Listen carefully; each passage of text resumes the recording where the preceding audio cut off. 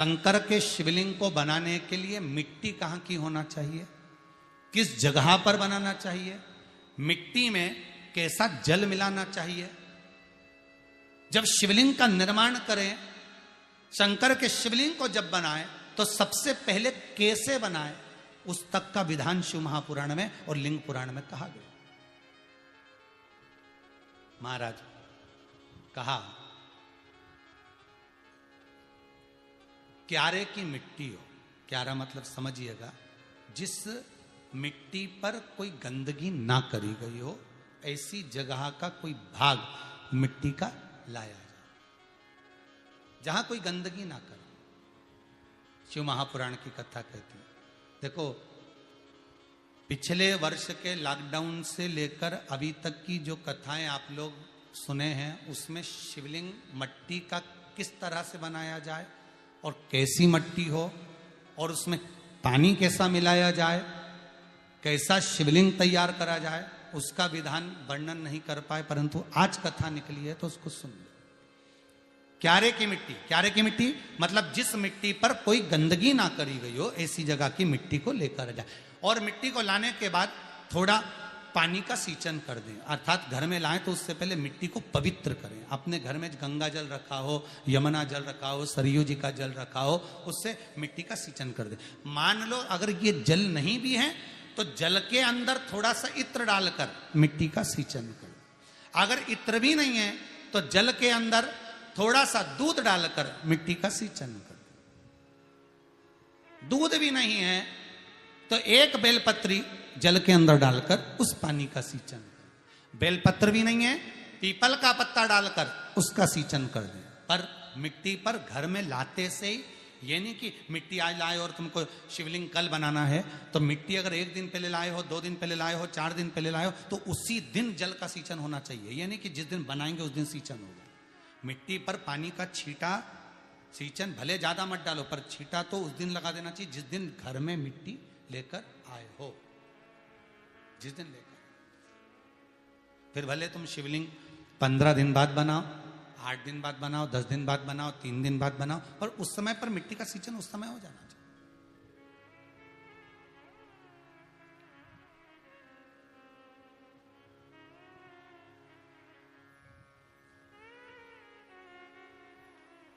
फिर कहा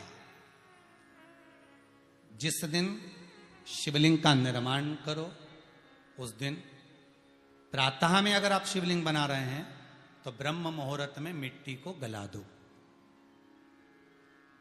किस पानी से गलाना है उसका भी प्रमाण, उसका भी शास्त्र वर्णन कर रहा है। किस जल से गलाया जाए, शिव महापुराण की कथा कहती है अगर आपको आज शिवलिंग का निर्माण करना है, शाम को आप शिवलिंग का निर्माण कर रहे हो, तो अपने पानी का जो मटका होता है, हंडा होता है, रसोई घर में जहां पानी भर कर रखते हो, उसके नजदीक में एक कलश जिसमें अलग से ताजा जल भरा जाए और उस पर प्लेट ढकी हो और उस पर एक चावल का दाना रखा हो, उस जल को लेकर आओ। थोड़ी देर रखा रहे, आधा घंटा, 2 घंटा, 3 घंटा, 15 मिनट, 20 मिनट, पर वो पानी वहां रखा होना चाहिए। रसोई घर में अन्नपूर्णा का निवास होता है, परिंदे के पास पितरों का निवास होता है। अन्नपूर्णा, पित्र सब रसोई घर के भीतर विराजमान होते हैं। शास्त्र कहता है 33 कोटि देवता एक समय के लिए, एक क्षण के लिए हमारे रसोई घर में प्रवेश करते हैं। इसलिए रसोई घर को तुम पूरे घर को स्वच्छ रखो ना रखो, पूरे घर को तुम साफ रखो ना रखो, पर रसोई घर एकदम क्लीन होना चाहिए, साफ होना चाहिए, स्वच्छ होना चाहिए। आज के जमाने में तो खैर गया, पर पहले जब मट्टी के चूल्हे होते थे, जब चूल्हा बंद होता था तो उसको गीला कर कर, गोबर को या पानी में उसको गीला कर कर, एक कपड़े को गीला कर कर पूरे चौके को, रसोई घर को पोंछा जाता था। मिट्टी का होता था वो, तो भी उसको पोता लगाते थे, पोंछते थे।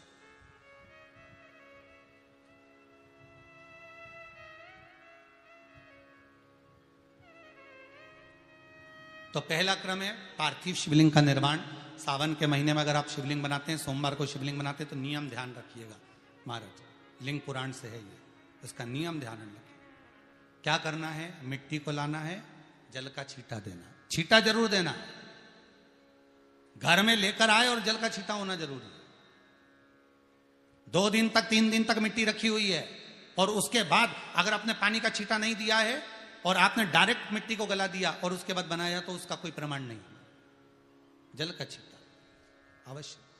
फिर उसको रख दें, 15 दिन बाद बनाओ, 4 दिन बाद बनाओ, 3 दिन बाद बनाओ, 2 दिन बाद बनाओ। शिवलिंग जब बनाओ तब उस मिट्टी को, जो कलश आपने रसोई घर में रखा है चावल का दाना रखकर प्लेट के ऊपर, अर्थात उस कलश का जल उस मिट्टी में थोड़ा सा डालिए।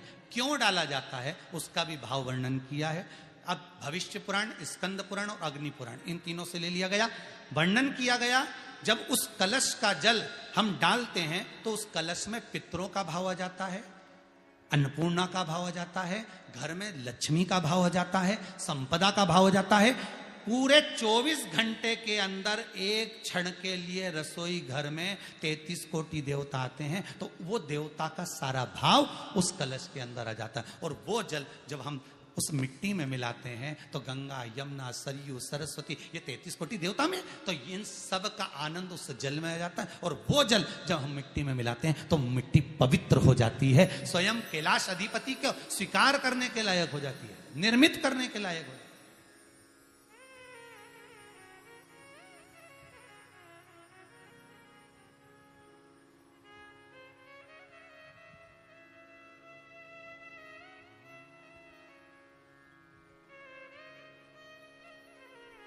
शिवलिंग का निर्माण। अब शिवलिंग का निर्माण कैसे करना? मिट्टी में गला दिया पानी में। सबसे पहले शिवलिंग बनाने से पहले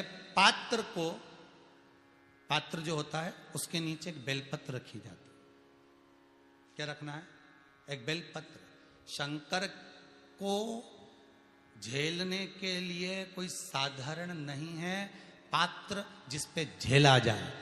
स्वयं गंगा शिव की जटा में, और आप शंकर के शिवलिंग का निर्माण कर रहे हो, कोई साधारण नहीं हो सकता। स्वयं आप विदेश्वर संहिता के अंतर्गत पढ़े कि ब्रह्मा और विष्णु, ब्रह्मा ऊपर जा रहे हैं, भगवान विष्णु नीचे जा रहे हैं, तो पता नहीं कर पा रहे कि यहां चरण कहां पर और शीश कहां पर है, उसको जान ही नहीं पा रहे।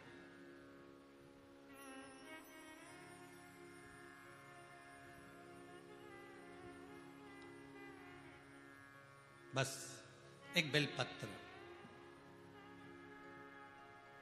साधारण भाव में बेलपत्र भी सीधा भाग, और इस बेलपत्र की जो डंडी है वो उत्तर दिशा में रखना है थाली के अंतर्गत। जब आप शिवलिंग का निर्माण करें उत्तर, इसके ऊपर जो गलाई हुई मिट्टी है वो डाल दीजिए, और डालने के बाद सबसे पहले शिवलिंग का स्वरूप बनाना है। सबसे पहले नीचे की जलाधारी नहीं बनाना, क्या बनाना है? शिवलिंग का स्वरूप बनाना। बनाने के बाद उसी शिवलिंग के पास में और मिट्टी डाल लीजिए, फिर जलाधारी का निर्माण करिए। फिर जलाधारी,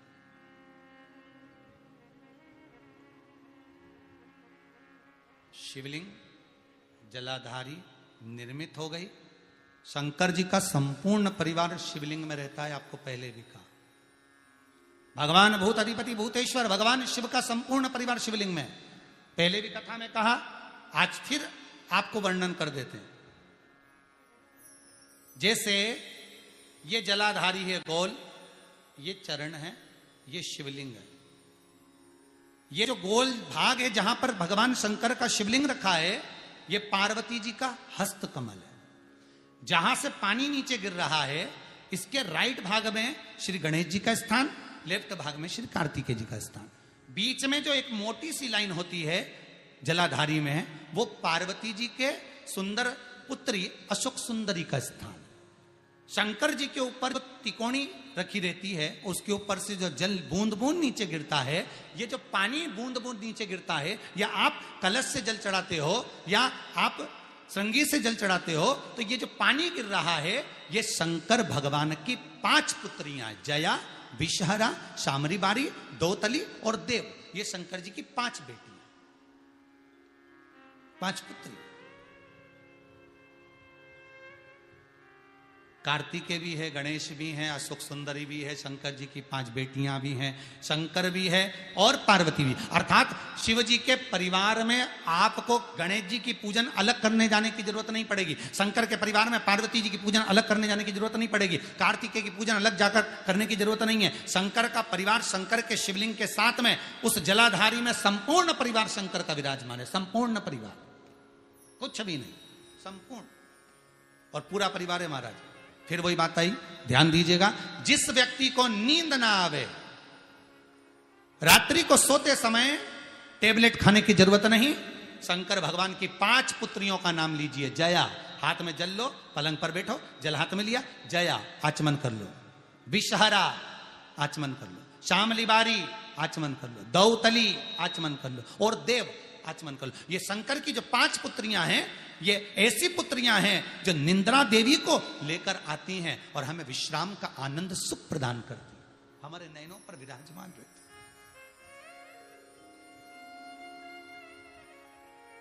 हाँ, यदि विवाह नहीं हो रहा, शादी नहीं हो रही है, बहुत समय से लगन देख रहे हो, शादी नहीं हो रही, बहुत समय से परेशान हो गए कि विवाह ही नहीं हो रहा, हम तो टेंशन में पड़ गए, लड़की 28 साल 30 साल का लड़का हो गया, विवाह नहीं हो रहा, कुछ मत करो।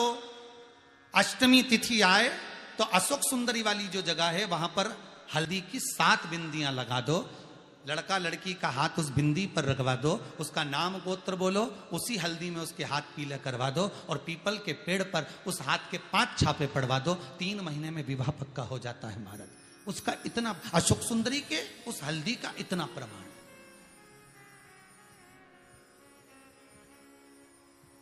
3 माह के अंतर्गत विवाह नक्की होगा, इतना इतना प्रमाण है महाराज। भगवान शिव की आराधना का कोई साधारण फल है महाराज।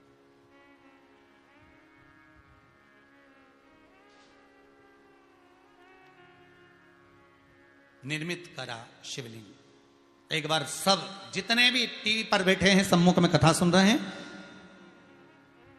फेसबुक यूट्यूब पर सुन रहे हैं, एक बार साथ में समझें वापिस निर्माण को, शिवलिंग के निर्माण को। मिट्टी लाए, स्वच्छ जगह की, जल का छींटा दिया, रखा, जब शिवलिंग बनाया तो 1 कलश पानी पहले से 2 घंटा, आधा घंटा, 15 मिनट, 20 मिनट पहले उसको रख दिया, उसी पानी से उसको गीला करा, गीला करने के बाद उसका निर्माण सबसे पहले बेलपत्री, बेलपत्री के ऊपर मिट्टी, मिट्टी के ऊपर रखकर शिवलिंग का निर्माण, फिर जलाधारी का निर्माण, जलाधारी का निर्माण और शिवलिंग का निर्माण पूर्ण होने के बाद में फिर बाबा का सुंदर भाव से आप श्रृंगार करें, अभिषेक करें, पूजन करें।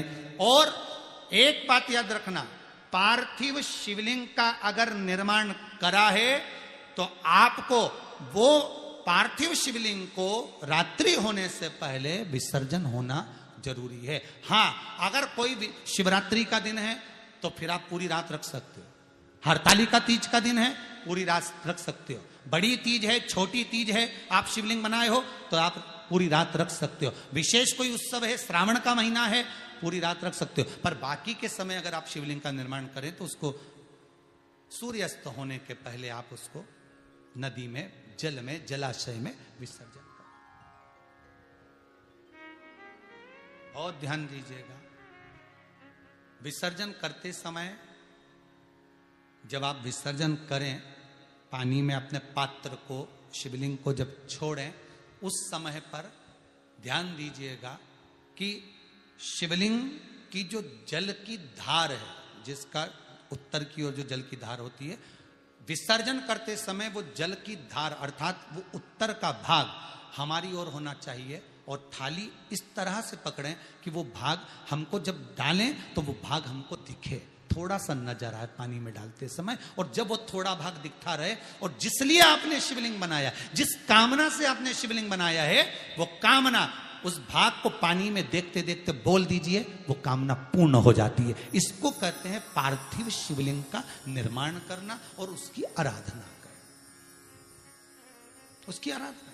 कई लोग करते हैं, बना भी लेते हैं, पूजन भी करते हैं और कई बार कहते हैं हमारा काम नहीं, तो उसमें भगवान का दोष नहीं है, दोष अपना देखो। आप आए नहीं, सुबह हो गई, मेरी पूजा की अगर थाली आपको ये जानकारी अच्छी लगी हो तो आप इस चैनल को लाइक करें, शेयर करें, सब्सक्राइब करें। थैंक्स। हमें